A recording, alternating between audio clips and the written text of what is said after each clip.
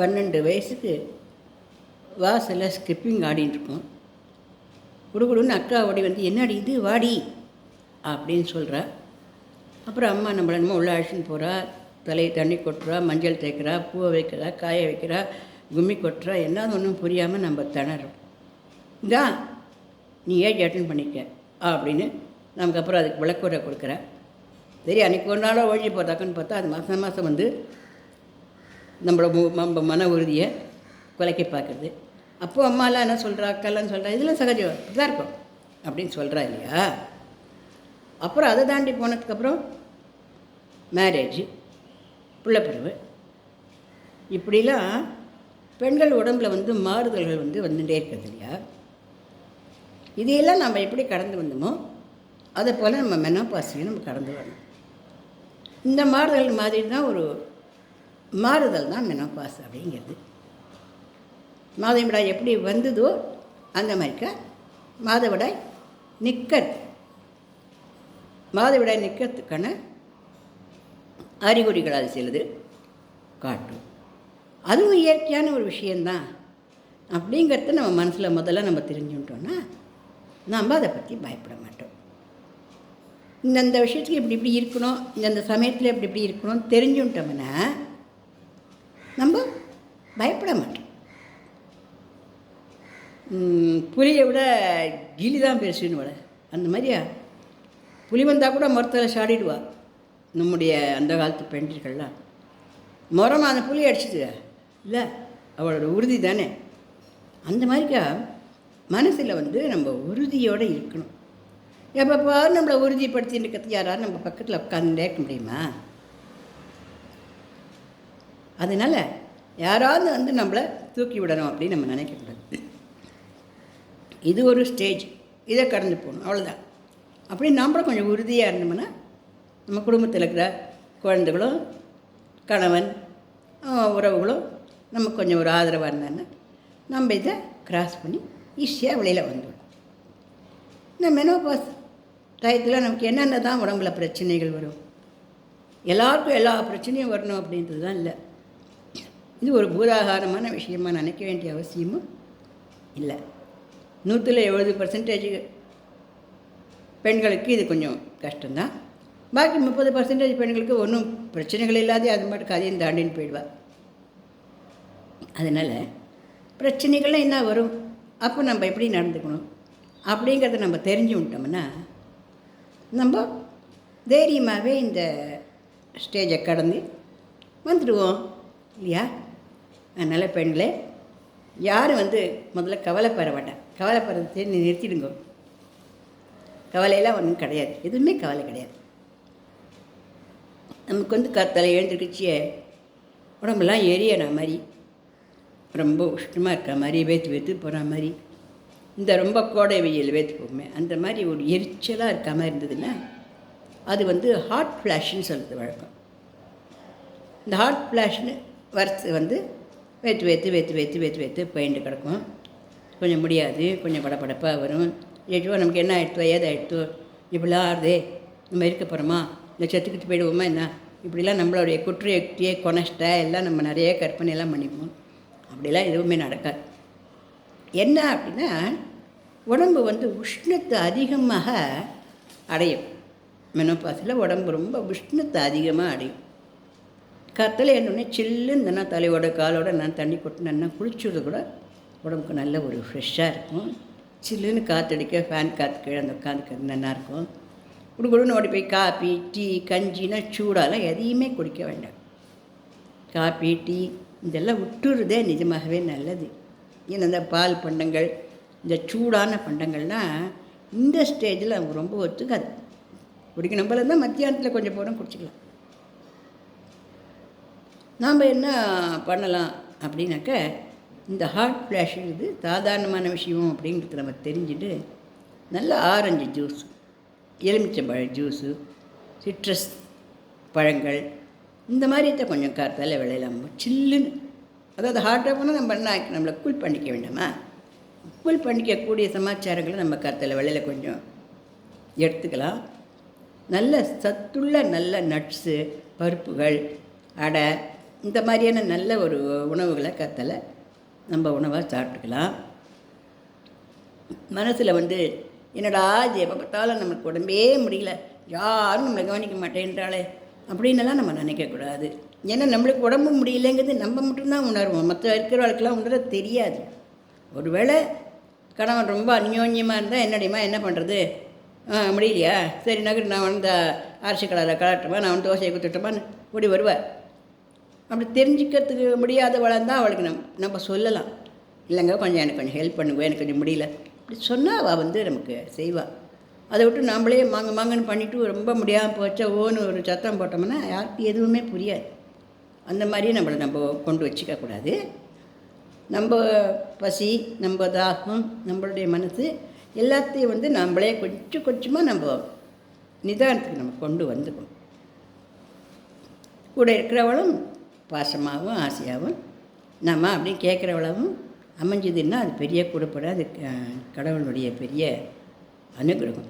முக்கால்வாசி பேர் அன்பாக தான் இருப்பாள், எல்லாருமே அன்பானவ தான். ஆனால் சில ஆண்களுக்கு பாவம் தெரியாது, நம்ம என்ன கஷ்டப்படணும்னு தெரிஞ்சால் தானே அவளுக்கு ஹெல்ப் பண்ணணும்னு தோணும், தெரியும். சில பேருக்கு பழக்கம் இருக்காது, இருந்தால் கூட இந்த மாதிரி நீங்கள் இது கொஞ்சம் பண்ணி கொடுங்க, கொஞ்சம் செஞ்சு கொடுங்க, என்னால் முடியல, என்னால் கொஞ்சம் கஷ்டமாக இருக்குது அப்படின்னு சொன்னதுனால இதை வைக்கமோ இல்லை குழந்தைகள அம்மா அந்த உருளைக்கிழங்கு வச்சு கொடு, கொஞ்சம் இந்த காயை நறுக்கி கொடு, கொஞ்சம் அடுப்பை பார்த்துக்கோமா, அம்மா கொஞ்ச நாள் பேன் காற்றுல உட்காந்துட்டு வரேன் இப்படின்னு சொன்னதுனாலையும் தலைக்கு வசந்த பசங்க இருந்தது, 10வது படிக்கிற குழந்தை, 8வது படிக்கிற குழந்தை இருந்தால் செய்வான். குழந்தை ஆம்பளையான பொண்ணாக கூட செய்வாள்.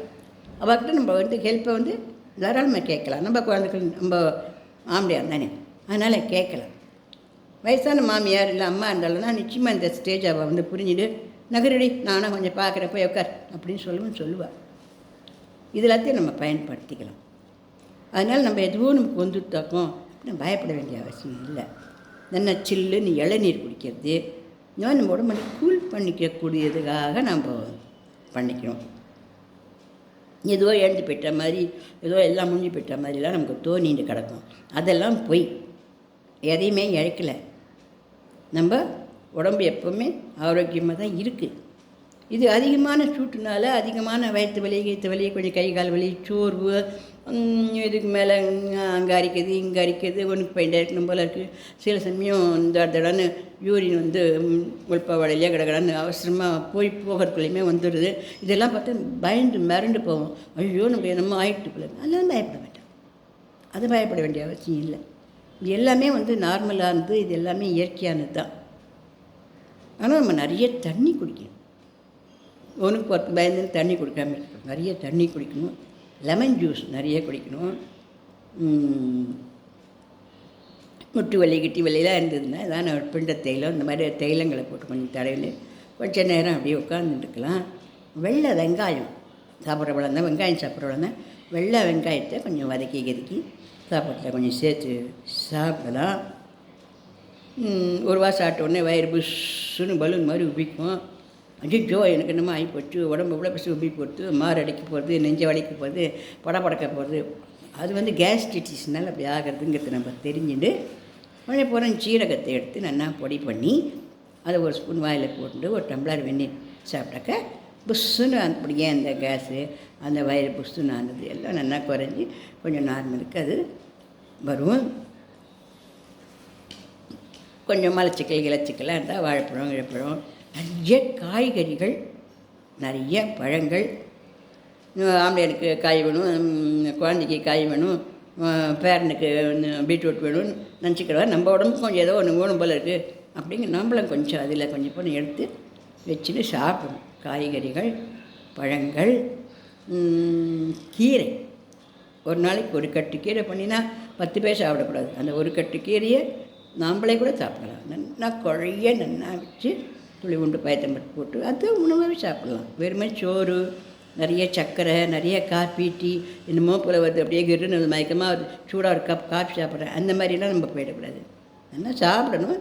ஏன்னா சாப்பாடு சோறு அப்படிங்கிறது நிறைய வேண்டாம். இந்த கருப்பு அரிசி இருக்கு இல்லையா, இந்த கருப்பு அரிசி வாங்கி உடச்சி வச்சுன்னு கஞ்சி போட்டு குடிக்கலாம். அது உடம்புக்கு நல்ல பலம் கொடுக்கும். முட்டி வலி கட்டி வலியெல்லாம் நல்லா நீக்கி விடும். பார்லி என்னென்னா வாங்கி நல்லா அதை பொடி பண்ணி வச்சுட்டு, இல்லைன்னா ராத்திரி ஒரு ஸ்பூன் தண்ணியில் போட்டு அந்த தண்ணியோட பாலி அடுத்த காற்றுல குடிக்கிறது, இந்த மாதிரிலாம் பண்ணிக்கிறது உடம்பு கொஞ்சம் ரிலாக்ஸாக இருக்கும். அந்த ஒரு சூட் எல்லாத்தையும் நல்லா கொஞ்சம் குறைக்கும். உடம்புல கை கால் வலி, வீக்கம், முட்டி வலி அதெல்லாம் நல்லா குறைக்கும். ஆரஞ்சு ஜூஸுன்னு சொன்னோமே இதில் சர்க்கரை போட்டு சாப்பிடக்கூடாது. சர்க்கரையும் சுகரும் புளிப்பும் ஆகவே ஆகாது. ஏன்னா ஃபஸ்ட் டயத்தில் இந்த மூணுத்தையும் நீக்கி போடுறதே நல்லது. காப்பி, டீ இதெல்லாம் ஆகவே ஆகாது. மசாலா பொருட்கள் எதையுமே ஜீர்ணிக்காது. வயிறு ஜீரண சக்தி கொஞ்சம் குறைவாக இருக்க ஆரம்பிக்கும். அப்போ போய் நம்ம வாதம் உடம்புல வாயு அதிகமாக கொஞ்சம் ஏற்றுக்குவோம். அதனால் இந்த வாயுவிலையும் இந்த அஜீரணத்துலேயும் நம்ம போய் காப்பி, டீ, சாப்பாடு, மசாலா, கிழங்கு, கட்டை எல்லாத்தையும் போட்டு சிப்ஸு பப்ஸுன்னு நம்ம படுக்க தின்னு வச்சோம்னா அது இன்னும் கொஞ்சம் தலைவேதனையாக அந்த வயிற்று நோவு, வாய நோவு, தலை சுத்தல், மயக்கம் அப்படின்லாம் இன்னும் அதிகரிக்கும். அதனால் ஜீரணமாகக்கூடிய உணவுகளாக நம்ம சாப்பிட்றது ரொம்ப நல்லது. கேழ்வரகு நல்லது, குளிர்ச்சி. கருணக்கிழங்கு கறந்து, அதுக்கப்புறம் இந்த மஞ்சள் பூசணிக்காய் கூட்டு இதெல்லாம் பண்ணி வச்சுட்டு நம்ம கொஞ்சம் நமக்குன்னு கொஞ்சம் பண்ணிக்கணும். எத்தனை சமையல் பண்ணுறது? இதோ பண்ணோம், சாதம் இருக்குது, ரசம் இருக்குது, மலையாட்டம் சாதத்தை பொண்ணு நல்லா ரசத்தை குத்தி நான் கரைச்சி முழுங்கிட்டு ஒருத்தர் துளி விட்டு ஊறுகாய் மாதிரி ஒரு கறி மீதி வச்சுன்னு சாப்பிட்டேன் அப்படின்னா அதெல்லாம் போகிறேன். காய்கறிகள், பழங்கள், கீரைகள், நட்ஸு, கொட்டைகள், அதாவது இந்த பாதாம் பருப்பு, முந்திரி பருப்பு இதெல்லாம் கொஞ்சம் இப்படியாச்சும் சாப்பிடுங்க. கொஞ்சம் அதெல்லாம் கொஞ்சம் புறம் வச்சு சாப்பிட்றது. சுண்டல் சாப்பிட்றது இதெல்லாம் உடம்புக்கு ரொம்ப நல்லதெல்லாத்தையும் கொடுக்கும். டாக்டர்கிட்ட போய் லேடி டாக்டரை போய் நம்ம விட்டமின் இ சத்து மாத்திரைகளை கொடுப்பா, அதுகளை கொஞ்சம் வாங்கி சாப்பிட்டுக்கலாம். நிறைய நடக்கும். ஏன்னா நடந்தால் மட்டும்தான் அந்த வயிற்றுக்கு நம்ம சாப்பிட்றது அப்போ இந்த ஸ்டேஜில் ஜீரணமாகும். நான் நடக்க மாட்டேன், நான் உடற்பயிற்சி செய்ய மாட்டேன், அதுக்கெல்லாம் எனக்கு டைமே இல்லையே அப்படின்னு சொன்னால் நம்ம உடம்பு நமக்கு ரொம்ப ரொம்ப முக்கியம். உடம்புனுடைய ஆரோக்கியம் முக்கியம் இல்லையா? இந்த ஸ்டேஜில் எப்படி கொஞ்சம் செய்யணும்னா கொஞ்சம் நிறைய நடக்கணும். காத்தால 1 ஹவர், சாயங்காலம் 1 ஹவர், இல்லை காத்தால 1/2 மணி நேரம், சாயங்காலம் 1/2 மணி நேரம், ஏதோ ஒரு எக்ஸசைஸ், ஏதோ ஒரு உடற்பயிற்சி அப்படின்னு அந்த உடம்புக்கு நம்ம கொடுத்துட்டே தான் இருக்கணும். ஆக்டிவாக இருக்கணும். ஐயோ நான் யாருமே பார்க்கலையே, இங்கே எல்லாம் முடிஞ்சு போச்சோம், இன்னும் யாரும் பார்க்க மாட்டேன்றோம், நானுமே வேஸ்ட்டாக இப்படிலாம் இல்லாத கோணலான யோஜனை எல்லாத்தையும் தூக்கி மூட்டை கட்டி தூர போட்டு நம்ம ஆக்டிவாக இருக்கணும். இது ஒன்றும் இல்லை, இட்ஸ் ஆல் ரைட், கிளாஸ் நான் நல்லா இருக்கேன் நாம்ளே தூக்கி உற்சாகப்படுத்தி விட்டுட்டு நம்ம பாட்டுக்க நம்ம சோர்ந்து போகாமல் இருக்கணும்.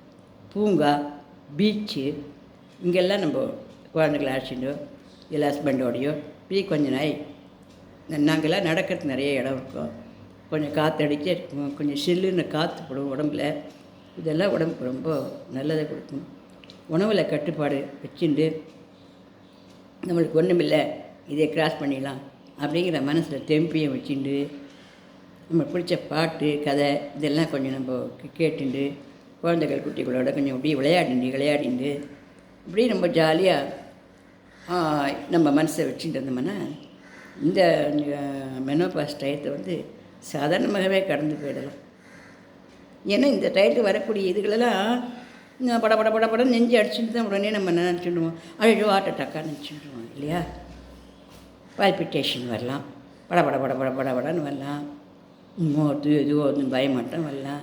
இது எல்லாமே நார்மல் அப்படிங்கிறத நம்ம முதல்ல தெரிஞ்சுட்டோம்னா இது கொஞ்ச நாள் ஆகிட்டு போயிடும், அவ்வளோதான்.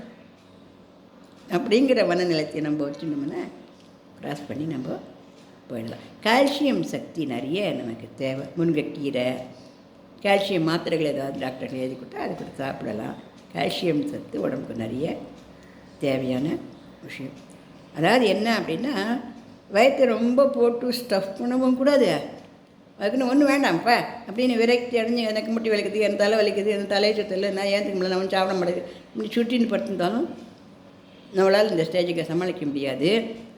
நமக்கு என்னமோ ஆயிடுச்சு கொஞ்சம் மலையாக சோத்தை வச்சுன்னு ஒரு சாரை வச்சுன்னு கரைச்சி கொட்டிட்டு இல்லைன்னு டீயை சாப்பிடுவேன், என் தலை வலிக்குது, டீயை சாப்பிட்றேன் அம்மா, இல்லை காப்பியை சாப்பிட்றேன் இல்லைனாக்கா போய் சிப்ஸு சாப்பிட்றேன், பப்ஸு சாப்பிட்றேன், என்னமோ பண்ணுறது எனக்கு வயிற்று அப்படின்னு நினச்சி சாப்பிட்டுட்டே இருந்தாலும் அதுவும் உடம்புக்கு சரி வராது.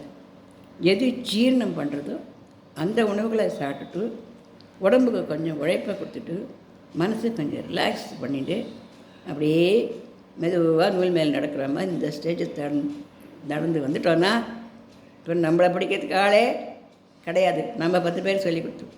சரிதானா? இந்த பதிவு பிடிச்சிருந்தோன்னா லைக் பண்ணுங்க, ஷேர் பண்ணுங்க, சப்ஸ்கிரிப்ஷன் கொடுங்க.